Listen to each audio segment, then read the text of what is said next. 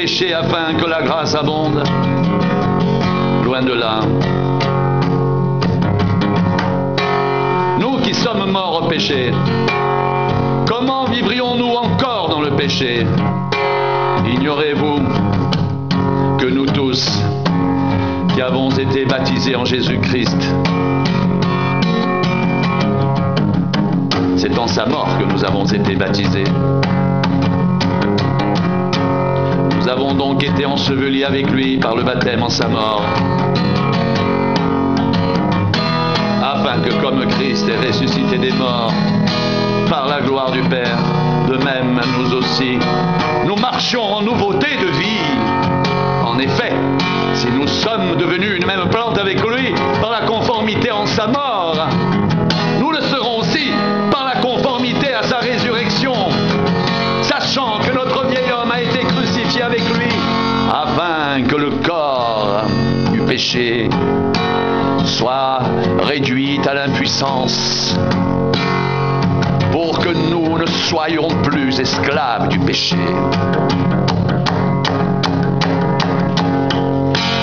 Car celui qui est mort est libre du péché.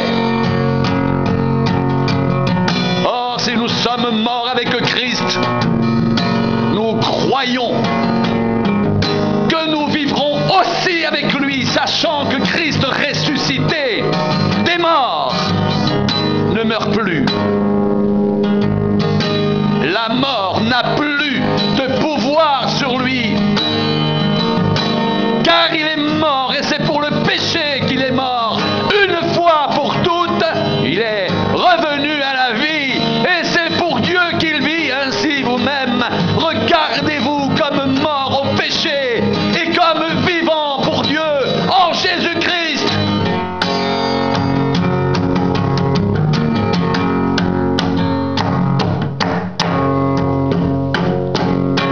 Que le péché ne règne donc point dans votre corps mortel, et n'obéissez pas à ses convoitises.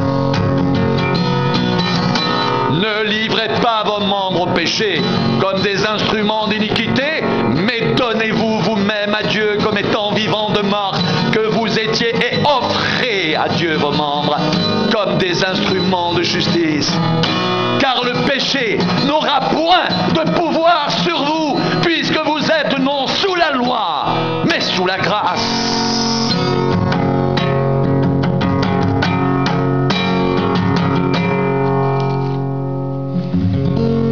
Quoi donc? Pécherions-nous parce que nous sommes non sous la loi, mais sous la grâce? Loin de là.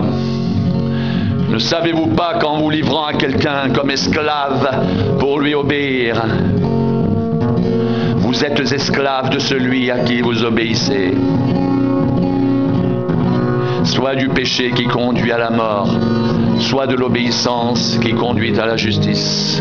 Mais grâce soit rendue à Dieu de ce que, après avoir été esclaves du péché, vous avez obéi de cœur à la règle de doctrine dans laquelle vous avez été instruits.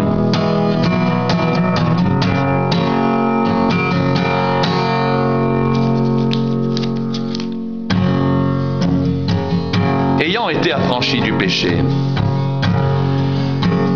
vous êtes devenus esclaves de la justice. Je parle à la manière des hommes, à cause de la faiblesse de votre chair. De même donc que vous avez livré vos membres comme esclaves à l'impureté et à l'iniquité pour arriver à l'iniquité, ainsi maintenant livrez vos membres comme esclaves à la justice pour arriver à la sainteté, car lorsque vous étiez esclaves du péché, vous étiez libres à l'égard de la justice. Quels fruits portiez-vous alors? Des fruits dont vous rougissez aujourd'hui, car la fin de ces choses, c'est la mort. Mais maintenant, étant affranchis du péché et devenus esclaves de Dieu, vous vous avez pour fruit la sainteté et pour fin la vie éternelle. Car le salaire du péché, c'est la mort, mais le don gratuit de Dieu, c'est la vie éternelle en Jésus-Christ, notre Seigneur.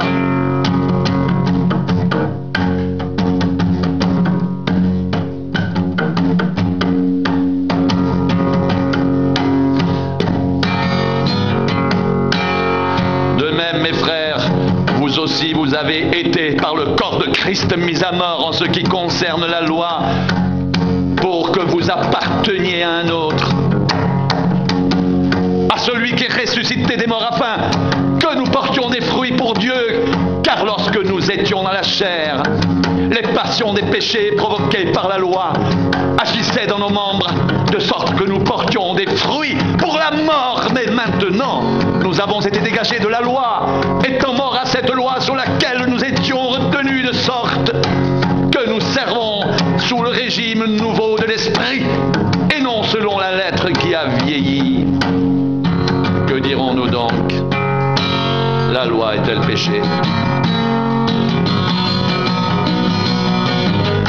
Loin de là. Mais je n'ai connu le péché que par la loi. Car je n'aurais pas connu la convoitise si la loi n'avait pas dit « Tu ne convoiteras point ». Et le péché, saisissant l'occasion, produisit en moi par le commandement toutes sortes de convoitises.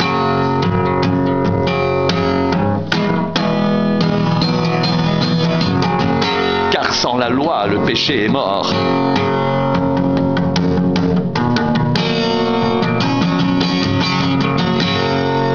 Étant autrefois sans loi, je vivais. Mais quand le commandement vint, le péché reprit vie et moi je mourus. Ainsi le commandement qui conduit à la vie se trouva pour moi conduire à la mort. Car le péché, saisissant l'occasion, me séduisit par le commandement et par lui me fit mourir. La loi donc est sainte et le commandement est saint, juste et bon. Ce qui est bon a-t-il donc été pour moi une cause de mort? Loin de là, mais c'est le péché, afin qu'il se manifeste comme péché en me donnant la mort par ce qui est bon, et que par le commandement il devienne condamnable au plus haut point.